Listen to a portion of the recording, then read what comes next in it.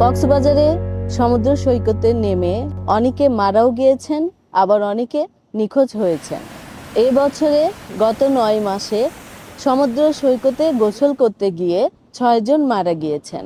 সমুদ্র থেকে উদ্ধার করা হয়েছে 200-র বেশি পর্যটককে। আজ আমরা চলে এসেছি কক্সবাজার সমুদ্র সৈকতে।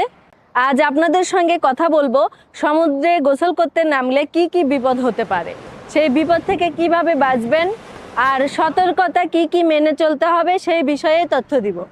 আশা করি শেষ পর্যন্ত ভিডিওটা দেখবেন। আপনি যদি আমার চ্যানেলে নতুন হয়ে থাকেন তাহলে একটি সাবস্ক্রাইব করবেন। আপনারা জানেন কক্সবাজার 120 কিলোমিটার দীর্ঘ সমুদ্র সৈকত, আর ছোট দেশে বড় সৈকত, সমস্যা তো হবেই। এখানে অসংখ্য বিচ পয়েন্ট আছে যেখানে পর্যটকরা সমুদ্রে নামেন, কিন্তু বাংলাদেশের সমুদ্র সৈকতগুলো খুব একটা পরিকল্পিত নয়, এটা আপনারা সবাই জানেন।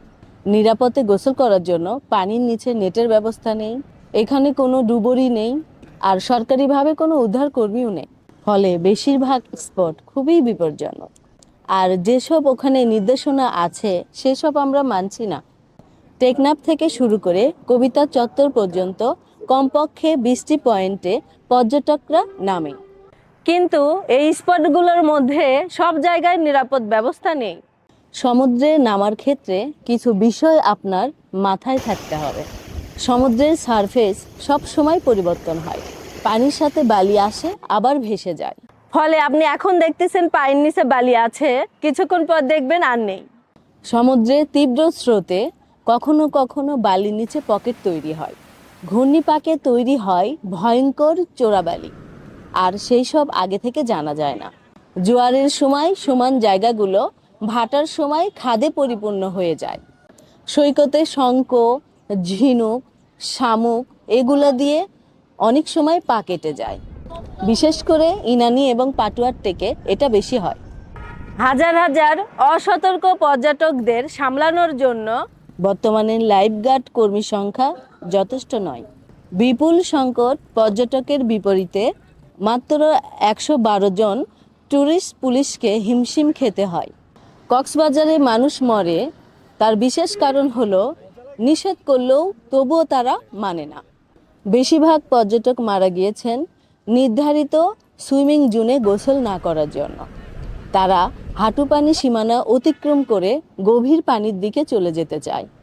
এছাড়াও সমুদ্রে লাল হলুদ পতাকার সংকেত না মানার কারণেও মানুষ মারা যায়। গোসলের জন্য নির্ধারিত জায়গা আছে, তা সত্ত্বেও মানুষ অন্যদিকে চলে যায়, গভীর সমুদ্রের দিকে। অফ সিজনে যারা আসে তারা নির্ধারিত জোন ছেড়ে অন্য জায়গা দিয়ে নামে এবং গভীরে চলে যায়। চলুন এবার আলোচনা করি এসব থেকে বাঁচার জন্য আমাদের কি করা উচিত। সমুদ্রে গোসল করার জন্য এমন মৌসুমে যাওয়া উচিত যে সময় সমুদ্র শান্ত থাকে। এরপরেও যদি অন্যান্য মৌসুমে আপনারা যেতে চান তাহলে জোয়ার ভাটার সময়গুলো জেনে তারপরে সমুদ্রে নামা উচিত। শোনেন, যারা সমুদ্রে নতুন যাচ্ছেন, যাওয়ার পর ওখানকার স্থানীয় লোকজনদের সঙ্গে কথা বলে তারপর সমুদ্র সৈকতে নামবেন। এটা আমার পক্ষ থেকে আপনার জন্য একটা পরামর্শ। কি বলবো, আরেকটা বিষয় জানবেন, আরেকটা কাজ করবেন।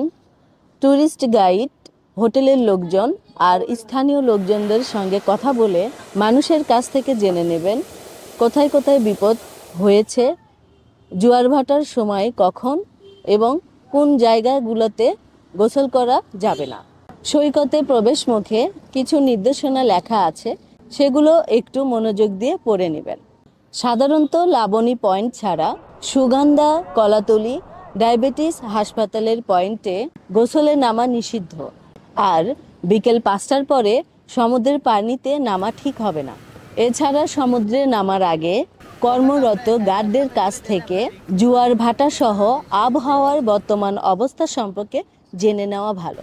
লাইফ গার্ডের নির্দেশিত স্থান ছাড়া অন্য কোথাও গোসল করা ঠিক হবে না। এমনকি সেখানে টায়ার বা ভাসমান বস্তু নিয়েও পানিতে নামা যাবে না। এদিকে আবার দেখেন, সংকেত বা সংখ্যার অর্থ অনেকেই জানে না। সৈকতে বিভিন্ন পয়েন্টে বিভিন্ন রকমের পতাকা টাঙানো আছে। এইগুলো সমুদ্রের পানিতে কখন নামা যাবে আর কখন নামা যাবে না এই সংকেতগুলো বহন করে।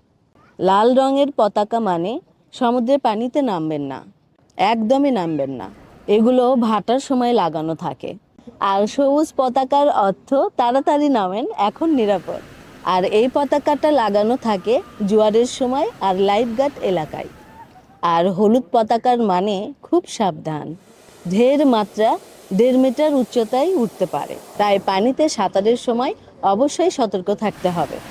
আপনারা কি রিপ কারেন্ট শব্দটি শুনেছেন? আমিও নতুন শুনছি। এটা হচ্ছে ঢের শক্তিশালী অবস্থা যা সমুদ্রের দিকে চলে যায়। এই ঢেউ যখন আসে তখন দক্ষ সাঁতারু যারা, তাদেরকেও কারেন্টের মতো সমুদ্রের গভীরে নিয়ে যায়। এই সময় কোনোভাবেই সমুদ্রের পানিতে নামা যাবে না। সম্ভব হলে গার্ডদের থেকে রিপ কারেন্ট সম্পর্কে আগে থেকেই জেনে নেবেন। অনেক সময় হঠাৎ করেও রিপ কারেন্টস তৈরি হতে পারে। এই ক্ষেত্রে আপনি যদি সমুদ্রের পানিতে থাকেন, সাহায্যের জন্য চিৎকার করাটা সবচাইতে ভালো হবে। তাহলে আশেপাশের লোকজন আপনাকে সহায়তা করতে পারে। আপনি যদি খুব ভালো সাঁতারু হয়ে থাকেন, তবুও লাইফ জ্যাকেট ব্যবহার করে সমুদ্রে নামা উচিত। সমুদ্রের আবহাওয়া যে কোনো মুহূর্তে পরিবর্তন হয়। টায়ার বা লাইফ জ্যাকেট থাকলে বাঁচার সুযোগ থাকে। আর যারা সাঁতার জানেন না, তাদের সমুদ্রে পানিতে না নামাটাই ভালো। একান্তই যদি সমুদ্রে গোসল করতেই হয়, তাহলে সমুদ্রের কুল ঘেঁষে গোসল করবেন আর সাবধানে থাকবেন। আরেকটি উপায় হচ্ছে, সমুদ্রে গোসল করার ক্ষেত্রে দলবদ্ধভাবে গোসল করাটা ভালো। বিশেষ করে শিশু এবং বয়স্কদের কোনোভাবেই একা গোসল করতে ছেড়ে দেওয়া যাবে না। আর আপনি যদি ক্যামেরা হাতে সমুদ্রে নামতে চান, তাহলে খুব সাবধান। আমার কিন্তু 2টা ক্যামেরা নষ্ট হয়েছে অলরেডি। আর সমুদ্রের পানি খুব খারাপ জিনিস, কারণ সাধারণ পানি আর সমুদ্রের পানির মধ্যে আকাশ পাতাল পার্থক্য। দর্শক, আরেকটা বিষয় হচ্ছে, দুর্বল এবং অসুস্থ লোকদের হাঁটু পানি ছাড়া বেশি পানির গভীরে নিয়ে যাবেন না। আপনাদের সঙ্গে কথা বলতে বলতে আমার চা খেতে ইচ্ছে করতেছে, তাহলে চলুন চা বানাই।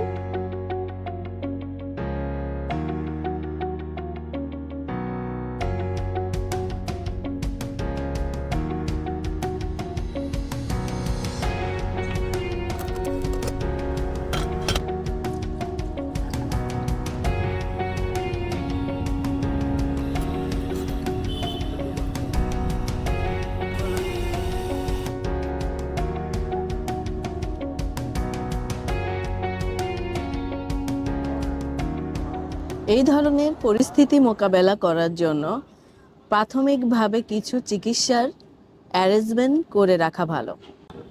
আর ক্লান্তি এড়ানোর জন্য সাথে রাখবেন খাবার পানি।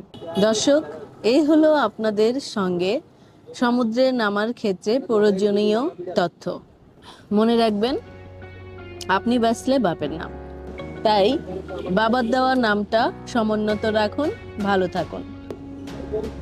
ভিডিওটি ভালো লাগলে একটা লাইক দিবেন। আর যেহেতু ভিডিওর মাঝে অনেক তথ্য আছে, শেয়ার করে দেবেন। আবার কোনো ভিডিওতে দেখা হবে। ততক্ষণ পর্যন্ত গুড বাই। আর চা খাওয়ার দাওয়াত রইল, আমার সঙ্গে থাকবেন।